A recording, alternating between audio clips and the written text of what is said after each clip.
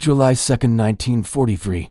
The skies above Sicily. A German Focke-Wulf 190 cuts across the clouds, hunting American bombers. Its pilot feels untouchable, one of the Luftwaffe's elite, but he never sees the danger above him. A P-40 Warhawk dives straight down, its 6.50 caliber machine guns blazing. Tracer fire rips through the German fighter. Metal screams. Flames erupt. The Focke-Wulf spirals toward the fields below. At the controls sits First Lieutenant Charles B. Hall, only 22 years old, the son of Indiana. And on this day, he has just done something the Nazis swore was impossible. A black pilot had shot down one of their best. The swastika that Hall painted on the side of his Warhawk would be the first of many, the beginning of a record that would shake German confidence to its core, because the men they mocked as the Black Birdmen would go on to claim over 100 aerial victories. The Luftwaffe had laughed at them. Bomber crews had doubted them. Even their own commanders had questioned them. But the Red Tails were about to prove them all wrong.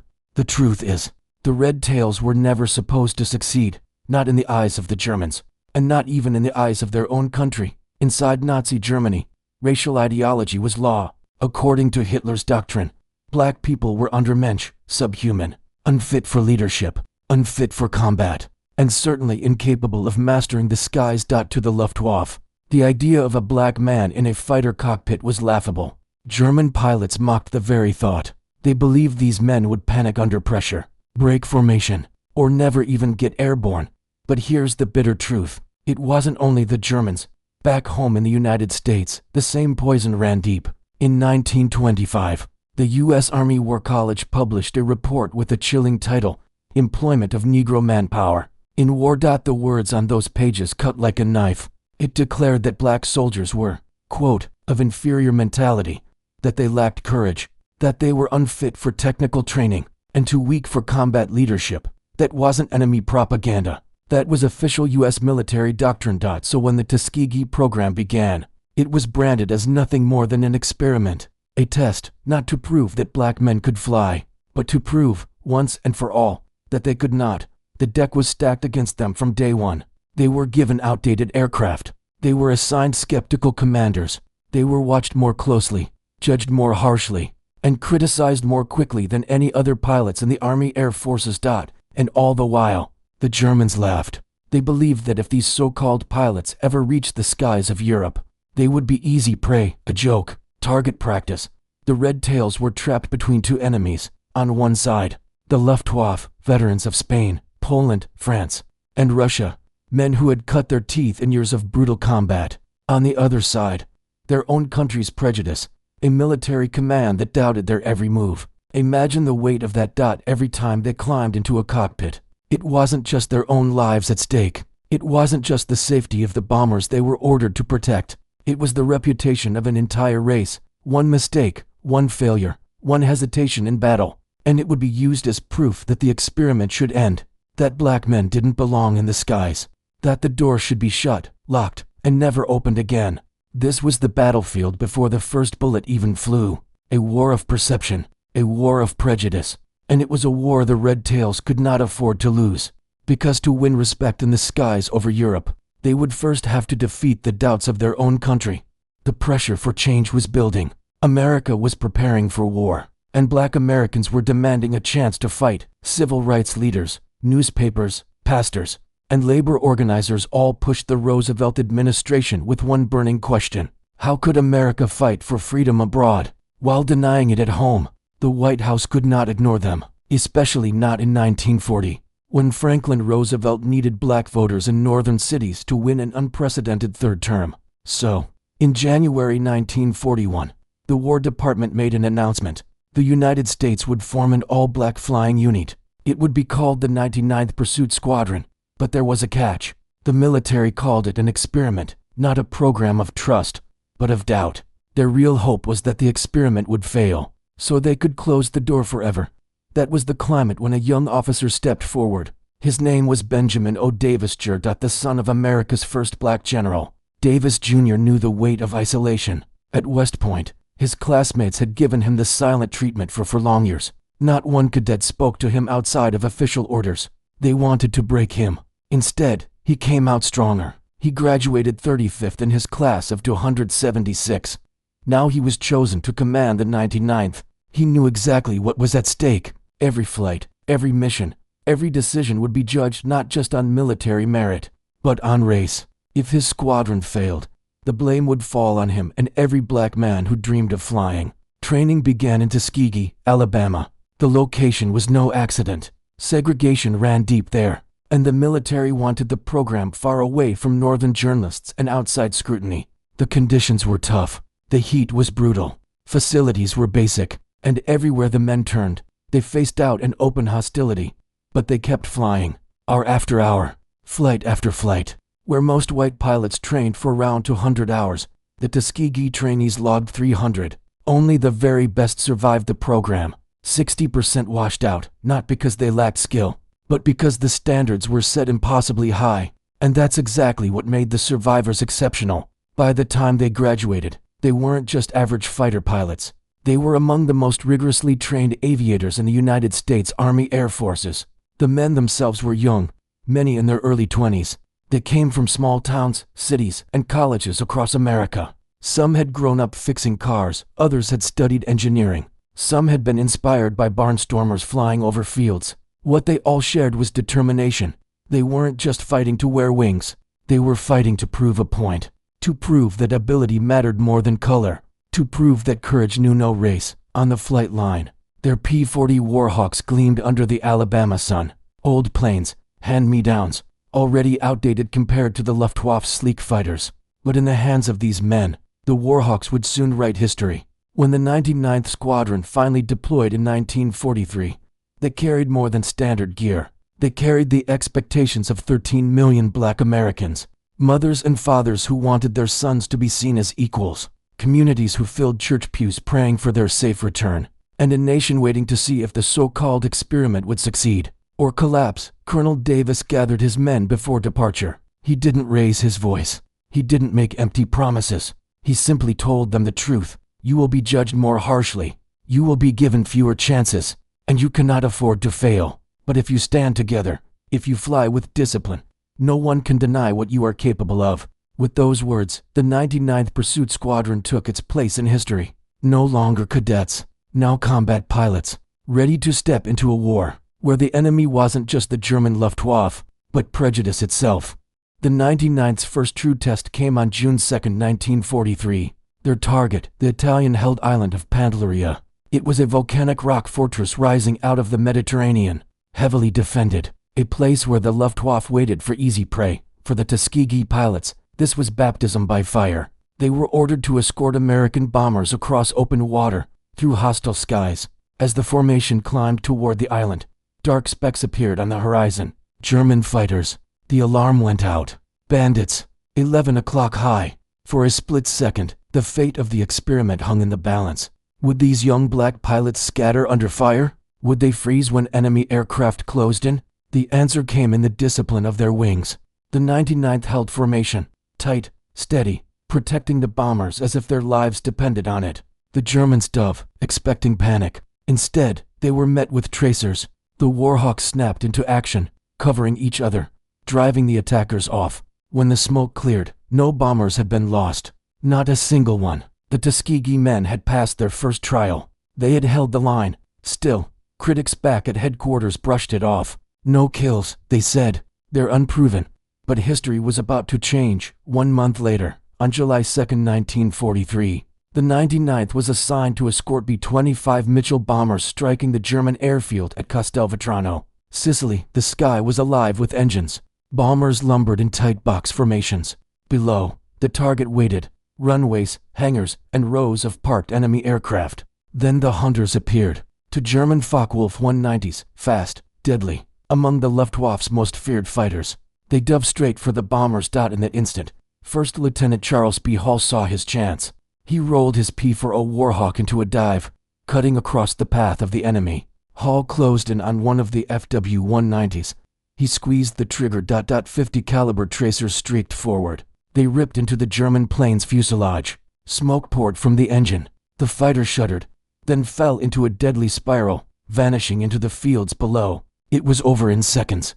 But in those seconds, history was made. Charles B. Hall, 22 years old, from Brazil, Indiana, had just become the first black American pilot to score an aerial victory in World War II. When he landed, the entire airfield erupted. Black ground crews, who had endured months of sneers and insults from white personnel, rushed toward his Warhawk. They cheered, shouted, slapped the wings with pride. At last, they had proof. Proof carved in smoke and fire across the Sicilian sky. Proof that a black man could go toe-to-toe with Hitler's finest and win. The Germans had mocked them. American commanders had doubted them. But Hall's victory silenced the laughter. On the side of his Warhawk, mechanics painted a swastika, the symbol of his kill. It was the first of many. The first mark in a record that would grow to over 100 enemy aircraft destroyed by the Tuskegee Airmen. Word of Hall's victory spread quickly, through the tents of the 99th, through the mess halls of Allied airfields, even through the pages of black newspapers back home in the United States. For a community long starved of recognition, it was a moment of pride. A headline that couldn't be ignored. Charles Hall had not just shot down a German plane. He had shattered a myth that had chained both the Luftwaffe and the U.S. Army to their own prejudice. The first victory was more than a kill. It was a declaration. The red tails were here. And this was only the beginning. January 1944. The beachhead at Anzio, Italy, was under fire. The Luftwaffe saw its chance to crush the Allied invasion before it could expand. Morning skies filled with German fighters, sleek, deadly Focke-Wulfs and Messerschmitts diving toward the coast. Their mission was simple: destroy the landing force, wipe out the beachhead, and push the Allies back into the sea. Against them, only 15 pilots of the 99th Fighter Squadron, flying tired, outclassed P-40 Warhawks, planes many said belonged in a museum, not a battlefield. The odds were hopeless. At least, that's what the world thought. But the Tuskegee Airmen had been underestimated before, and now, with the whole world watching, they would write their answer in fire and smoke. The first wave of German fighters slashed in from the sun, tracer rounds stitched across the sky. Bombers lumbered under the assault, but the 99th did not break. They dove straight into the fight, wings banking hard, engines screaming. Captain Charles Hall, already the first to prove black pilots could win a dogfight, lined up another FW-190. He fired. The German exploded in a bloom of flame. Hall claimed his second kill. All around him, the Warhawks fought like wolves in a pack. Lieutenant Willie Ashley scored a hit. Lieutenant Sidney Brooks drove off a Messerschmitt. For 2 days the battle raged. Wave after wave of German fighters threw themselves against the beachhead. And for 2 days, the 99th refused to give ground. By the end of it, the score was staggering: 8, 10, maybe 13 German aircraft destroyed. Reports varied, but the meaning was clear. The Tuskegee Airmen had done what their own commanders never believed possible. They had stood toe-to-toe with the Luftwaffe's best, and beaten them. And they had done it in planes the rest of the army considered obsolete, outgunned, outnumbered, but never outflown. When the battle ended, the skeptics back at headquarters scrambled for explanations. Colonel William Momier, who had doubted the 99th from the beginning, had sent damning reports to Washington. He claimed they lacked aggressiveness, that they couldn't fight, that they didn't belong in combat. But after Anzio, his words crumbled. The War Department ordered an independent study. The question was simple: were the Tuskegee pilots as effective as white squadrons? The answer was undeniable. The study compared mission for mission, sortie for sortie, and the results showed the 99th had performed just as well as any other P-40 unit in the Mediterranean. The myth was shattered. The experiment was over. The Tuskegee Airmen weren't just an experiment anymore. They were warriors, equals, and they had earned their place in the fight. Word spread across the Allied front. At the airfields, ground crews held their heads higher. In the mess halls, bomber crews began to whisper with respect. And even the Germans took notice. The Luftwaffe, who had mocked them as Untermensch, now knew better. These black pilots weren't just holding their own. They were dangerous. For the men of the 99th, the victories at Anzio meant more than numbers. They meant validation. They meant that every insult endured, every sneer, every doubt, had just been answered at 20,000 feet over Italy. And from that moment forward, the red tails were no longer fighting to prove themselves. They were fighting to win the war. Spring 1944, Italy. The Tuskegee Airmen had survived their trial by fire. They had proven themselves at Anzio. But now, a new challenge awaited. The U.S. Army Air Forces were preparing for deep raids, strikes into the very heart of Nazi Germany. The mission was brutal. Bombers had to fly hundreds of miles over enemy territory, and the Luftwaffe was waiting for them at every turn. The key was escort. Fighter groups assigned to guard the bombers, protect them all the way to the target, and back again.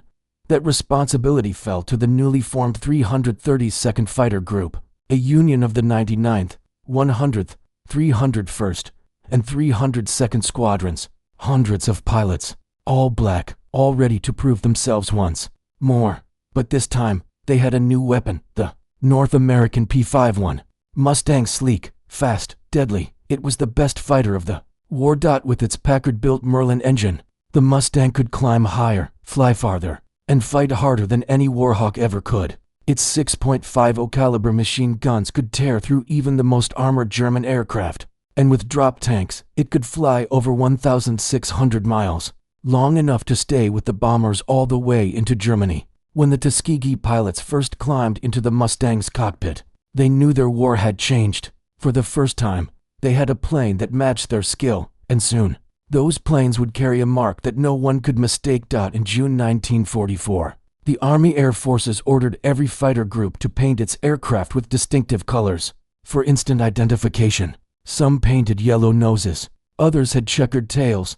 The 332nd was given red, and they went all in. Red tails, red nose bands, red propeller spinners. From that day forward, their Mustangs flew with crimson tails flashing in the sun, a signal to every bomber crew above the clouds, a warning to every German pilot lurking in the shadows.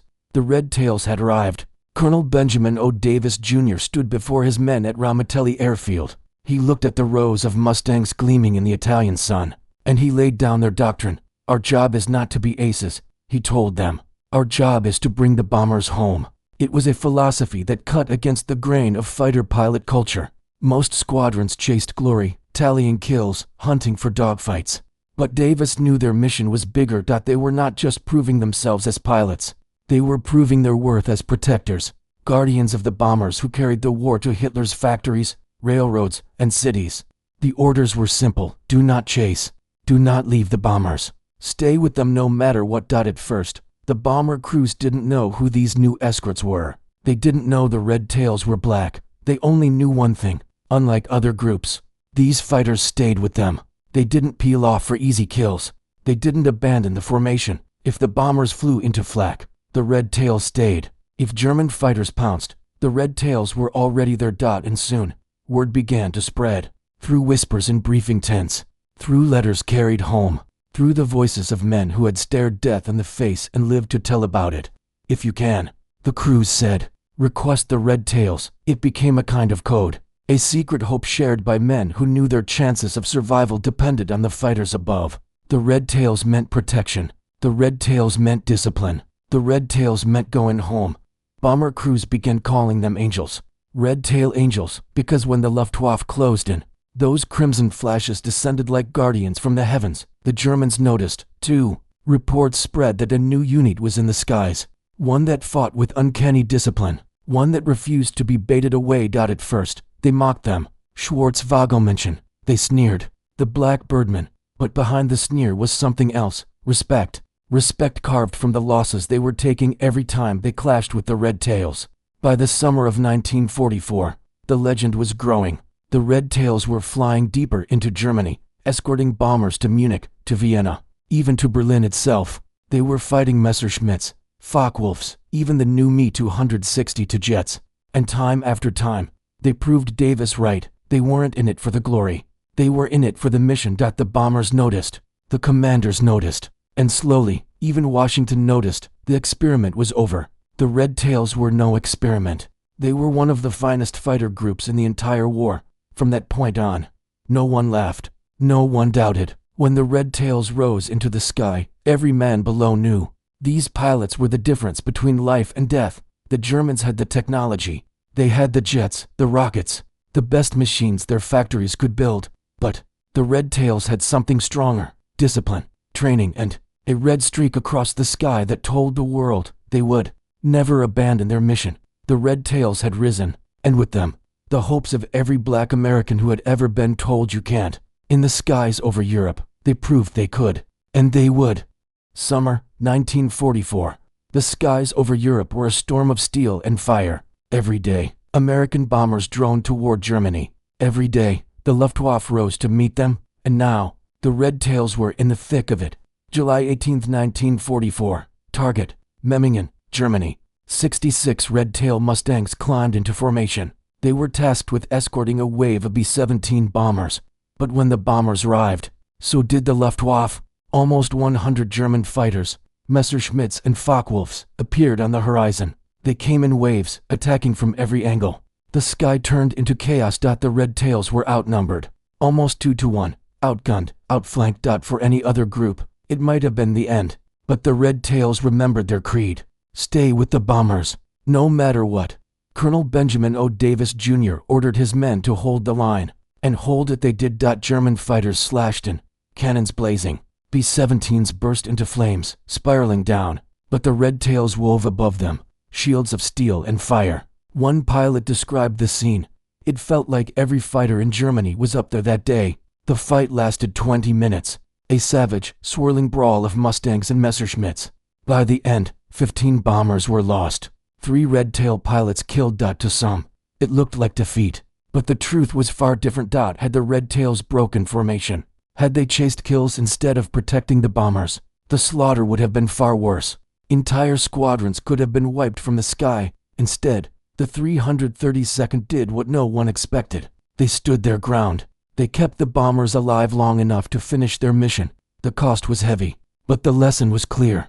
The Red Tails would not abandon their duty, no matter the odds, and the bomber crews noticed. When the debriefs came in, pilots and gunners repeated the same thing: these guys don't leave you. They'll fight the devil himself before they let you die. From that day forward, the Red Tails were legends among the bomber groups. When crews saw crimson tails flashing in the sun, their spirits lifted. They knew someone had their back. But the greatest test was still to come. March 24, 1945. The war in Europe was entering its final act. But the Germans had one last weapon: the Me-260 jet fighter, fast, deadly, capable of 540 miles per hour. Nothing in the Allied arsenal could catch it. Until that day, only a handful had been shot down. Most bomber crews feared the jet more than anything else in the sky. That morning, the Red Tails were tasked with escorting bombers on a mission deep into Berlin. 1,600 miles round trip. The most dangerous flight of their lives. As the Mustangs circled above the bombers, shadows streaked across the clouds. German jets, dozens of them. The sky exploded. Me-262s tore through the bomber formations, spitting cannon fire. B-17s went down in flames. The situation was desperate, but the Red Tails did not hesitate. They turned into the fight. Lieutenant Roscoe Brown spotted a jet diving past. He had studied their weakness. Jets were fast in a straight line, but sluggish in turns. Brown broke away, pulled his Mustang into a climb, and cut across the German's path. He squeezed the trigger. 3 long bursts. His tracers stitched across the jet's fuselage. The Me-262 shuddered. Smoke poured from its tail. The pilot bailed out. One German jet destroyed moments later. Lieutenant Earl Lane made the impossible shot: a deflection fire at 2,000 yards. His rounds ripped through another jet, sending it spiraling toward the ground. Then Lieutenant Charles Brantley scored the 3rd kill of the day. In a single mission, the Red Tails had destroyed more German jets than most fighter groups would claim in the entire war. The bomber crews roared with relief. The impossible had just been done. When the mission ended, the 332nd returned battered, exhausted, but victorious. The War Department awarded them a Distinguished Unit Citation for courage, for discipline, for proving, once again, that the Red Tails were second to none. By the time the war ended, their record spoke louder than any prejudice: 1,578 missions, over 15,000 sorties, 112 confirmed aerial victories, 150 more enemy aircraft destroyed on the ground, and the number that bomber crews cared about most: only 27 bombers lost while under Red Tail escort, far fewer than the average for any other group. The statistics were undeniable. The Red Tails had not only fought the Luftwaffe, they had beaten it, but their true victory was larger than numbers. They had fought 2 enemies at once: the Germans in the skies, and racism within their own country. The Luftwaffe called them Schwarzwagelmenschen, Blackbirdmen. At first, an insult. By the end, a name spoken with respect. To bomber crews, they were something else entirely. They were guardians. They were angels. They were the Red Tails, and when the war closed, when the last missions ended, one truth was etched forever in history. The men America doubted, the men Germany mocked, had become some of the finest pilots of World War II. The guns of Europe had finally gone silent, the smoke cleared, and from the ruins of Nazi Germany, a new legend had risen, the Tuskegee Airmen, the Red Tails. To the Germans, they were Schwarzwagelmenschen, the Blackbirdmen, a name meant to mock, to belittle. But the war has a way of reshaping words. By 1945, even the enemy said it with something else in their voices. Not scorn, respect, because these pilots had done what many believed impossible. They had met the Luftwaffe and beaten it. To American bomber crews, the name was different, more intimate, more sacred. They called them the Red Tail Angels, and for those crews, packed into B-17s and B-24s with flak bursting around them, that flash of crimson weaving above the clouds wasn't just paint, it was a promise that somebody was watching over them, a promise that maybe, just maybe, they would make it back alive. That reputation was written in blood, sweat, and steel. Over 15,000 sorties, 1,578 missions, 112 enemy aircraft destroyed in the skies, 150 more on the ground, and most important of all, only 27 bombers lost under their protection. Compare that to the average, 46. Nearly double. That number meant everything, because each bomber wasn't just metal, it carried 10 men, 10 sons, brothers, fathers, 10 families waiting back home. The Red Tails saved lives, thousands of them, but their true victory went far beyond statistics. Abroad, their success shattered Nazi propaganda. The same regime that called black people unmatched, subhuman, was forced to face the reality of black pilots dominating their skies.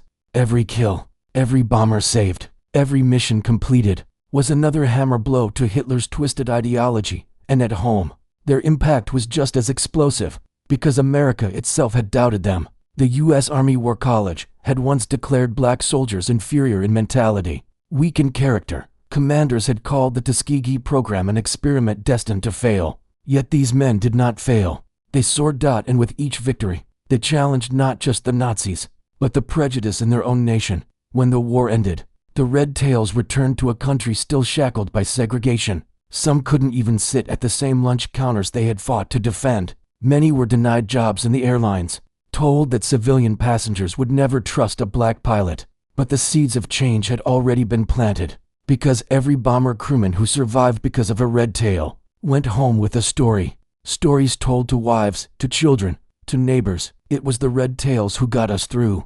Those stories spread, and slowly, they began to chip away at America's own walls of ignorance. One man stood at the center of that transformation. Benjamin O. Davis Jr., the cadet who had endured 4 years of silence at West Point, the commander who had preached discipline above glory, the leader who had told his men, "Our job is not to be aces, our job is to bring the bombers home." In 1954, Davis became the first black general in the U.S. Air Force, proof that the path carved in the skies of Europe would not end in silence. In 1948, President Harry Truman signed Executive Order 9981, desegregating the military. It was a decision shaped, in part, by the undeniable proof that Tuskegee Airmen had given, proof that courage has no color, proof that excellence cannot be segregated. And yet, recognition came slowly. For decades, their story was forgotten, buried beneath prejudice and neglect. Some Tuskegee Airmen rarely spoke of their achievements. "Who would believe me?" one veteran said. "A black fighter pilot?" People thought it was a lie. It took 60 years for America to truly honor them.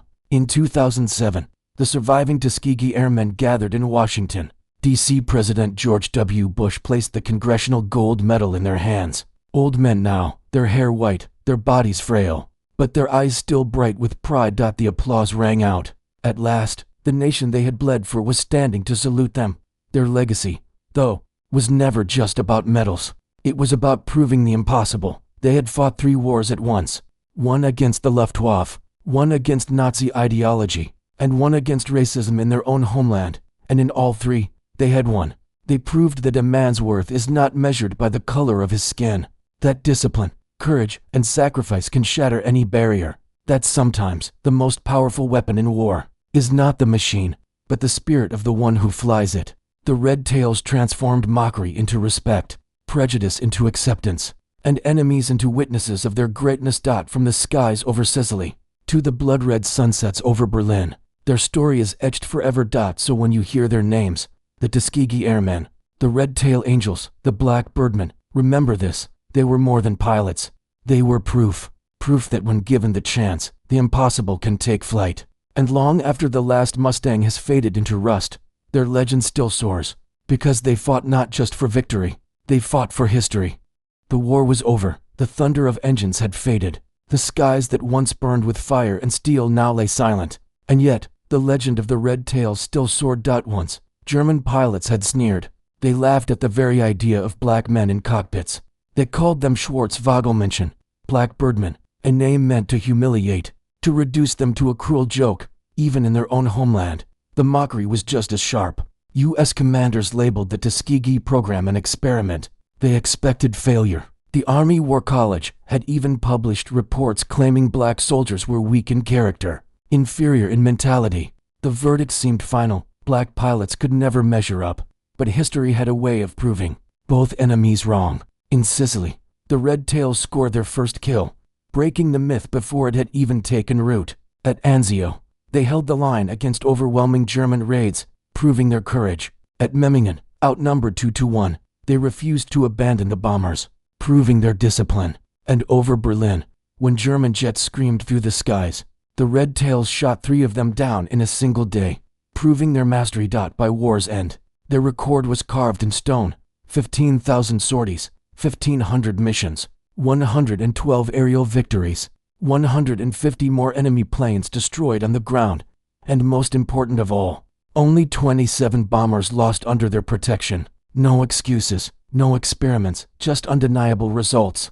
To the Germans, those Black Birdmen became something else. They became opponents to fear, enemies to respect. To American bomber crews, the name was different. They called them the Red-Tail Angels, because when crimson flashes appeared above the clouds, men knew they had guardians, protectors, angels with wings of steel. And to the world, their story became something larger than war. It became proof that courage is not bound by race, that excellence cannot be segregated, that prejudice crumbles in the face of undeniable achievement. Yet when they came home, the irony cut deep.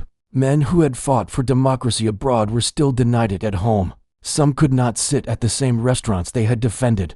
Many were turned away by airlines that refused to hire a black pilot, even if he had flown Mustangs over Berlin.